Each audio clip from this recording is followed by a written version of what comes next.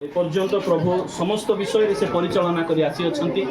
सेतिपई प्रभुंकर गौरव हो प्रभुंकर प्रशंसा हो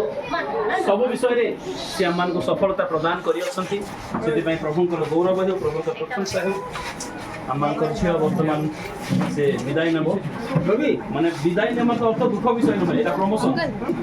मन रखी प्रमोशन एटा तो प्रभुंकर गौरव हो प्रभुंकर प्रशंसा हो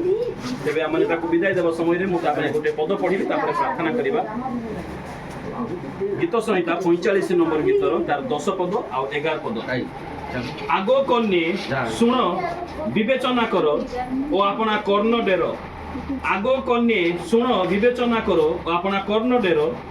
तुम निज लोक पितृगृह को पासर तहिरे राजा तुम सौंदर्य बांछा करेंगे कारण से तुम प्रभु तुम्हें ताहाको प्रणाम कर प्रभु ये पठित अंश द्वारा आम आशीर्वाद करंतु अनुग्रह करंतु दया करंतु एथरे जो विषय उल्लेख करा जाई अछि दुईटी परिवार रो दायित्व से कांधरे नेकी जाउछि गोटे ए परिवार रो आ गोटे तार निजर परिवार एबे आज थार जो निजर परिवार है से परिवार से बोझ नेकी जाउछि सेति पई सचेतन हो आ माने प्रत्येक ता पई प्रार्थना करिबा नितांत आवश्यकता रही अछि प्रार्थना करिबा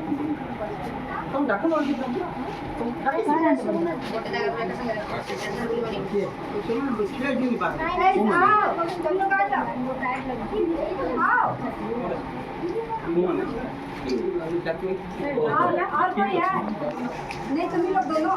आओ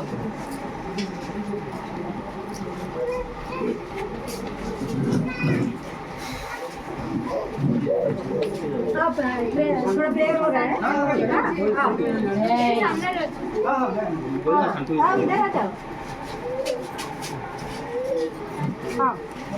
जाओ प्रार्थना करिबा सर्वशक्तिमान पिता परमेश्वर प्रभु आमे तुम्हारी धन्यवाद करूछु तुम्हारी गौरव तुम्हारी प्रशंसा करूछु पिता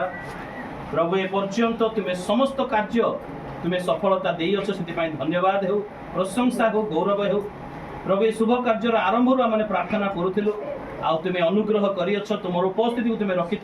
से तुम धन्यवाद करुचु आज विवाह कार्य तुम्हें साहाय्य कल पिता से धन्यवाद करुचु पिता परमेश्वर प्रभु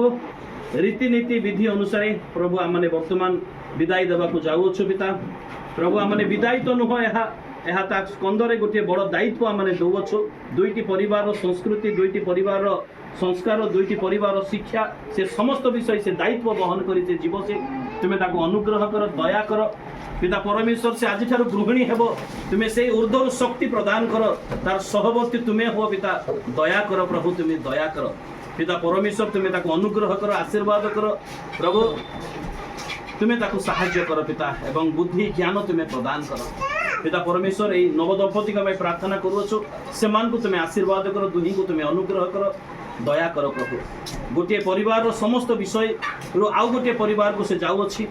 प्रभु तुम्हें दया कर पिता तुम दया नहेले से घर संसार प्रभु करि पारिबो नाही सेति तुम दया तार सहवर्ती हो से प्रार्थना करे पिता दया कर प्रभु एठार आमने जिते जन रही प्रत्येक को तुम्हें आशीर्वाद कर प्रत्येक सहवर्ती तुम्हें हो ए नवदंपति उपर तुम हस्त तुम्हें रख स्वर्गीय सुख शांति आनंद अनुग्रह प्रचुर भाव तुम्हें प्रदान कर तुम्हें दया कर पिता जहाँ मागी ना तुम्हें जाची प्रदान कर क्षुद्र निवेदन जीशु नाम रे मागिलु आमेन आमेन